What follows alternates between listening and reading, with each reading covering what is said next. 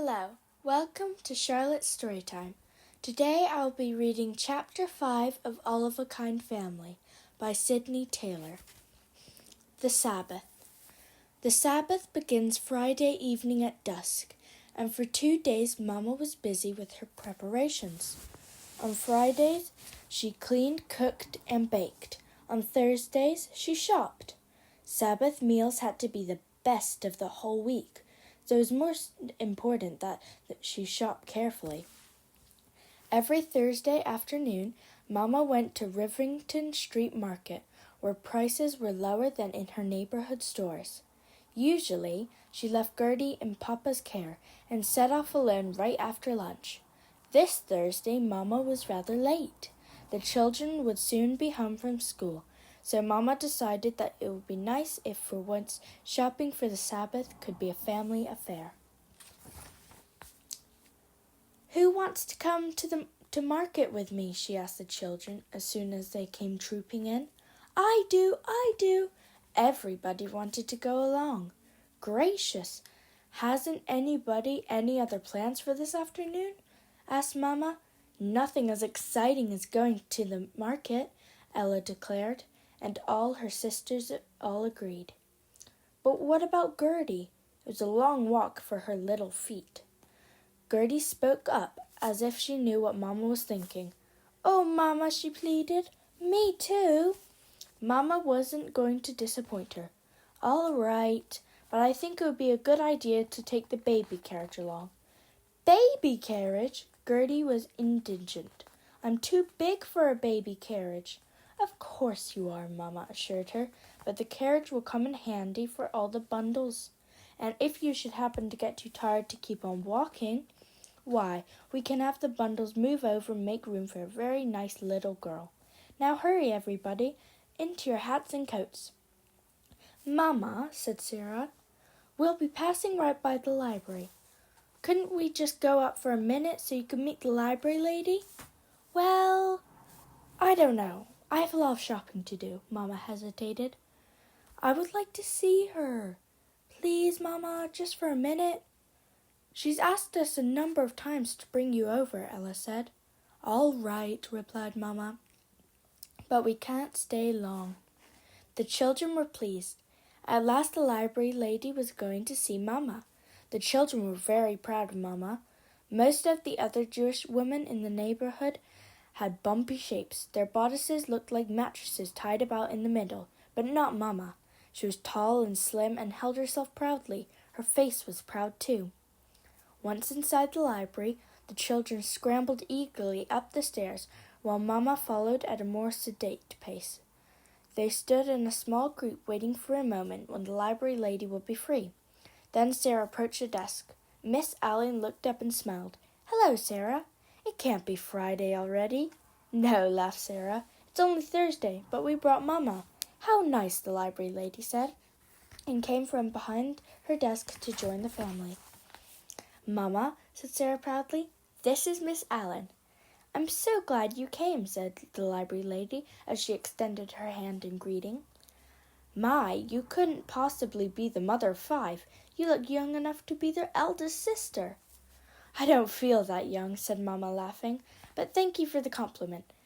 I've been wanting to meet you for a long time. But you know how it is with a family this size. There's always something to do. The children talk about you so much at home, though. I feel that I already know you." "They've told me all about you, too," replied Miss Allen. "Sarah has never forgotten your kindness to her," continued Mama. "For that matter, all the children are always telling me such nice things about you. How you're always ready with a suggestion about what they should read, and how interested you are in discussing the books with them. I appreciate that." "It's a pleasure to help such eager readers," the librarian said, smiling at the upturned faces. "Well," Mama said, beaming, "I'm afraid we'll have to be running along." "We're all going to the market," Sarah explained. "Good," said Miss Allen, "and when you come tomorrow, you can tell me all about it." "Do you like her, Mama?" asked Sarah as they walked downstairs. "Yes," answered Mama. "She's very sweet, and so pretty, too." Mama was thoughtful for a moment. She turned to Ella and added, "She smiles at you, but somehow the face is wistful, don't you think?" Back on the street, the children danced along, sometimes beside, sometimes just behind Mama.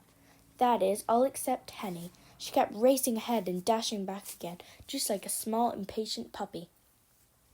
Already their ears were filled with the shrill cries of street hawkers.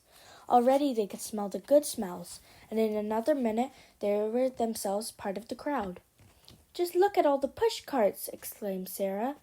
Heaped high with merchandise, they stretched in endless lines up and down the street and in and out of the wide streets.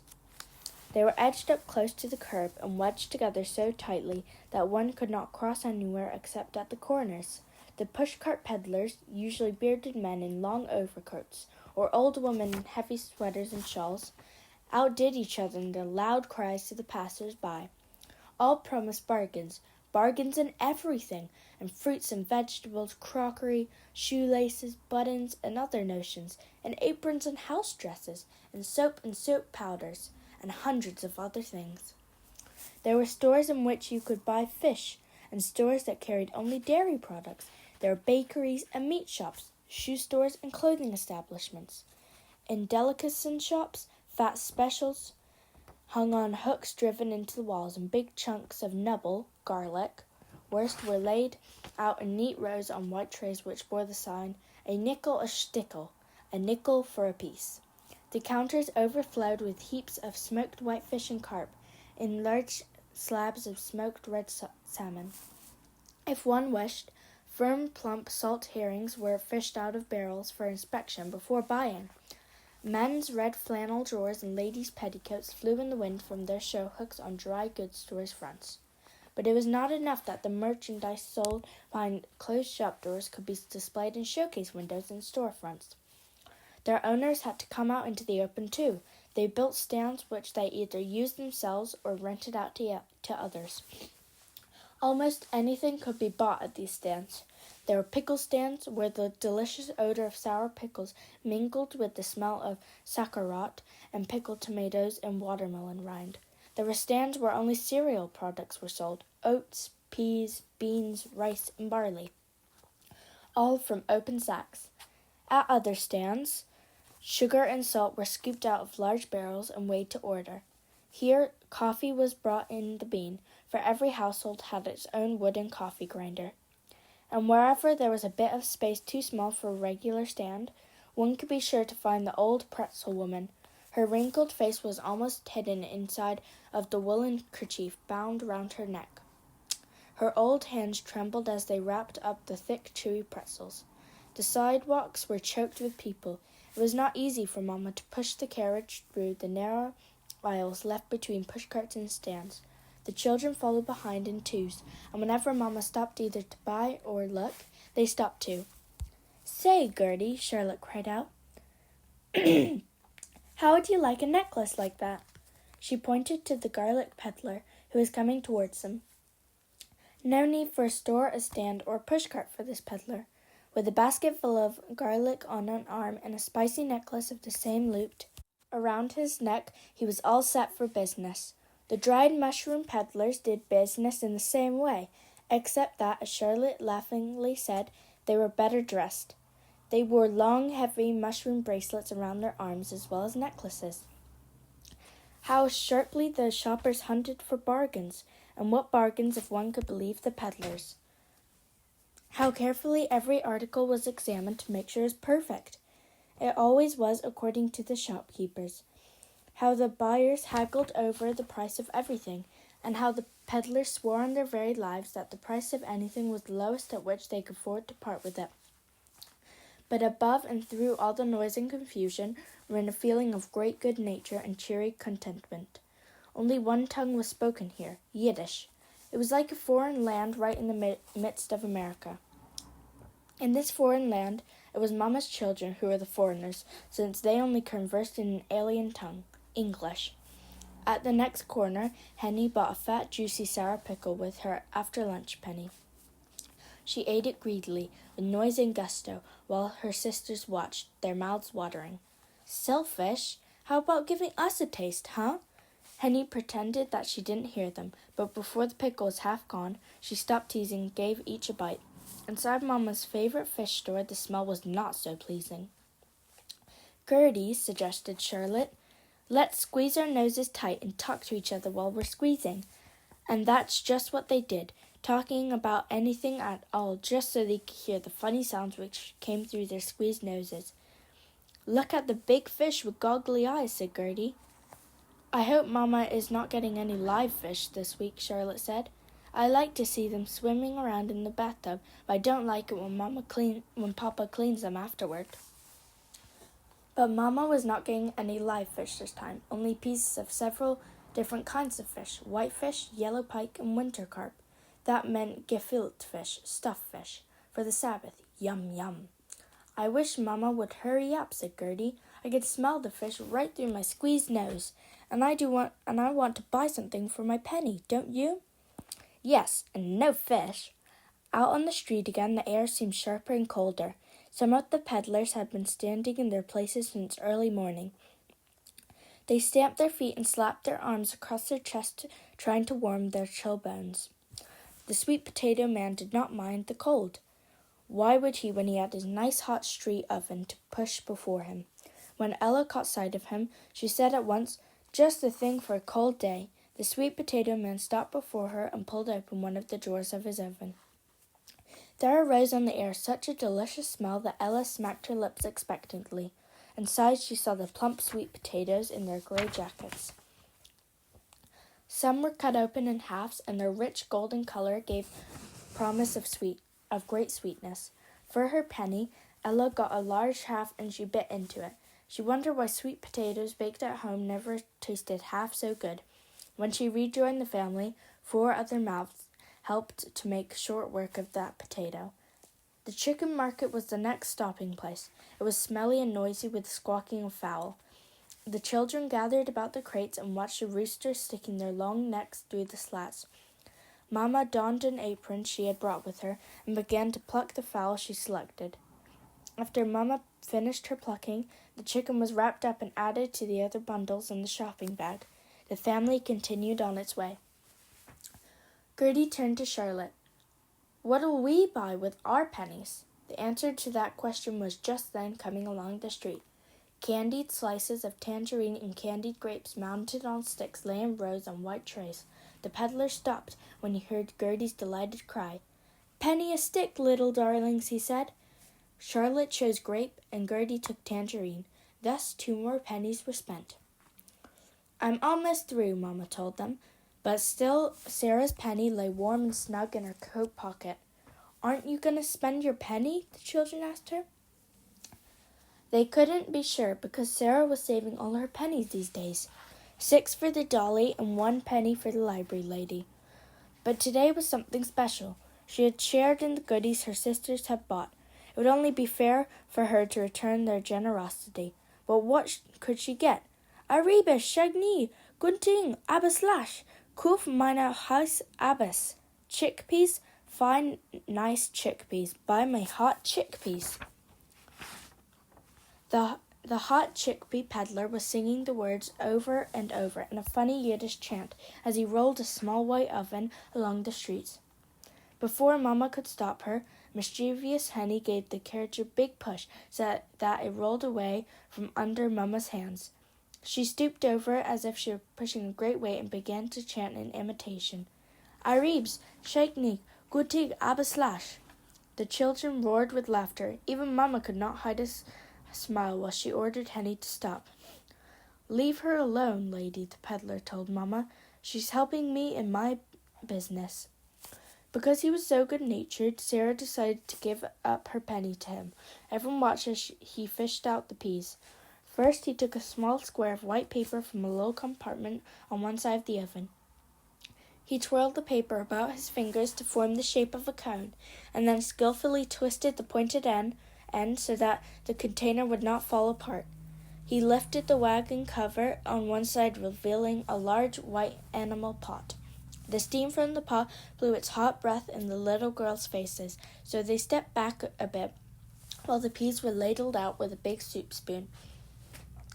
The wagon cover was dropped back into place and the paper cup handed over to Sarah. The peas were spicy with pepper and salt. And how good they were! They warmed up the children's tummies and made them very thirsty. With the purchase of a pound of pumpernickel bread, the shopping tour came to an end. They left behind the life and activity of the market and started the weary walk home. By now the children were tired. Gertie uttered not a single word of protest when Mamma lifted her up and put her in the carriage, together with the bundles. The others wished they were young enough to join her. The next afternoon, when they had chosen their books, they told the library lady all about their marketing trip.